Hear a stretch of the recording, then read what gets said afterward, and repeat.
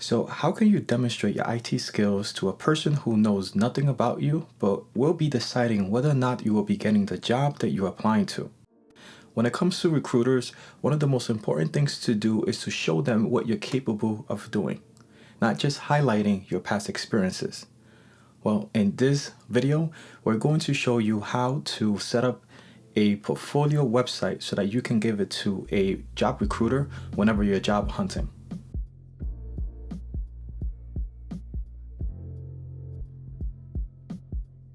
Well, in this video, we're going to create an IT portfolio website for IT professionals such as yourself and students who are looking to showcase their projects and lab assignments.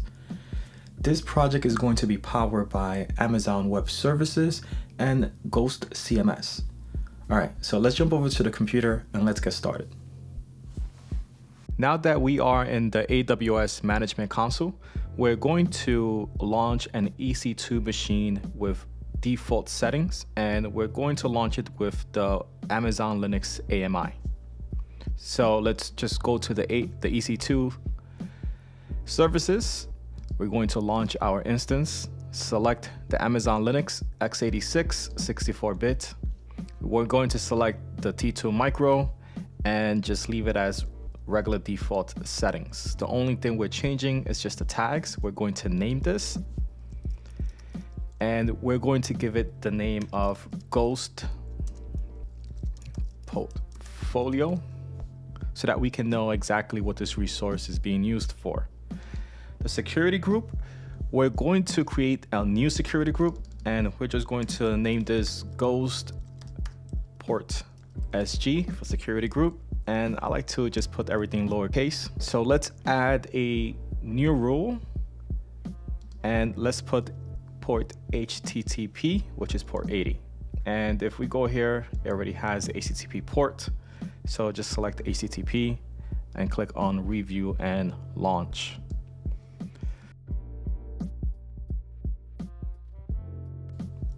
All right, so let's view the instances that we have. Here is an old instance, Plex TV, that has been terminated. The one that I just created is the Ghost Portfolio. So what I want is to copy the IPv4 address and the public IPv4 DNS. Let's use the IPv4 address to connect to this machine. And once we connect to the machine, we can go ahead and install Ghost. Let's go ahead and copy this IP address. And I'm going to open up my terminal and SSH into this machine. The default username for all Amazon Linux is EC2-user. Then just put in the IP address of the machine I want to connect to. Type in yes. So now that I connected to this machine, we're going to install Docker. And once Docker gets installed, we're going to use the Ghost image that has been submitted into the Docker hub. So let's go ahead and search for the Docker installation. Let's see if it's here. So I am going to type in sudo yum search Docker. All right, so Docker is here. We can install it. So let's type in sudo yum install Docker, and it's going to go ahead and ask me if I want to continue. Type in Y for yes.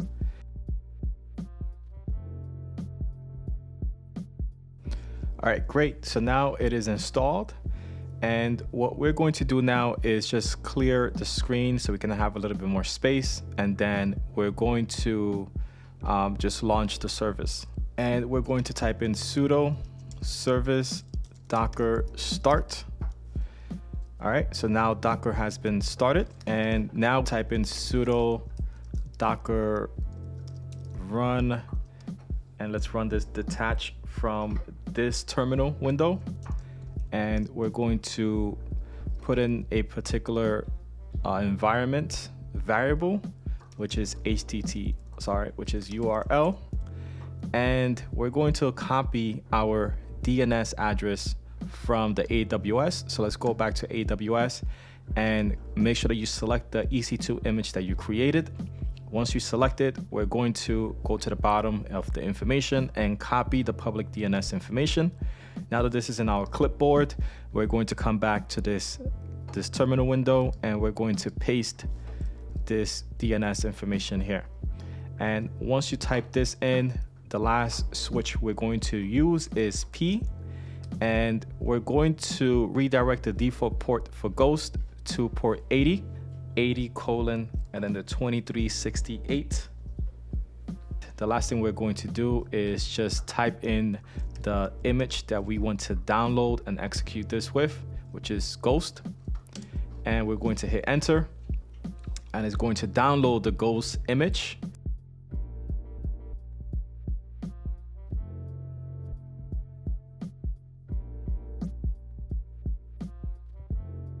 The installation is done. If you notice, it pulled the Docker image, and the next thing we're going to do is just to verify that the Docker image is running. So we're going to type in docker ps, and we need to elevate the privilege to sudo.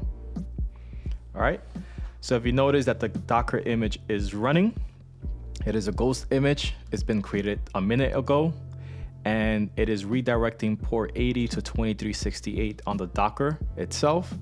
And the name of this Docker instance is Gallant Swirls. The only thing that really matters here is that we verify that this Docker image is running. All right, so let's now open up a tab and paste in the domain name that was given to us by Amazon, and let's hit enter, and it should connect to our Ghost. There you go. So this is our Ghost server. So at this point, we created an instance on AWS. We use a T2 Micro Amazon Linux AMI, and we enable port 80. Once we did that, we connected to our EC2 instance, and we downloaded Docker into the instance itself. And once we downloaded Docker, we pulled in the Ghost Docker image, and we installed it onto this particular machine, and that is exactly what we're seeing here. In order for us to finish this installation, we need to log into the admin portal, and we need to go to the URL, type in /ghost, hit enter, and at this point we can go ahead and create a user account that's going to give us access to the backend portal of this Ghost installation. So I'm just going to create a random one for now. So let's create a new account.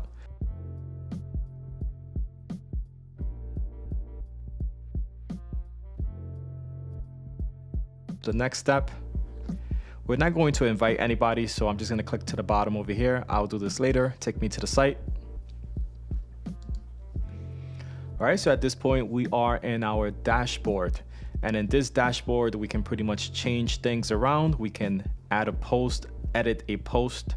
Then if you want to see how it gets updated, just open up a new tab and paste the domain name, the DNS name, and this is the home page. Anything you do on this end will take effect on the home page itself. So let's see, for example, we can take a look at this one. It says customizing your brand and design settings. So I'm going to change this name here real quickly. So I'm going to head over to the back end, go to post, and here is that page here. So notice that it's published. I'm going to click here, and I can go ahead and start editing things. So just put edited, and I'm going to update. And if I come back over here and refresh this page, and you're gonna see that it reflects that change that I made. So as you guys saw, this project was pretty straightforward, but it can also be very powerful. It is a place for you to save all of your projects and school assignments as well. And whenever you're applying for a job, make sure that you include a link to this website. If you got value from this video, please hit the like button and share it with your friends. And I will see you in our next video.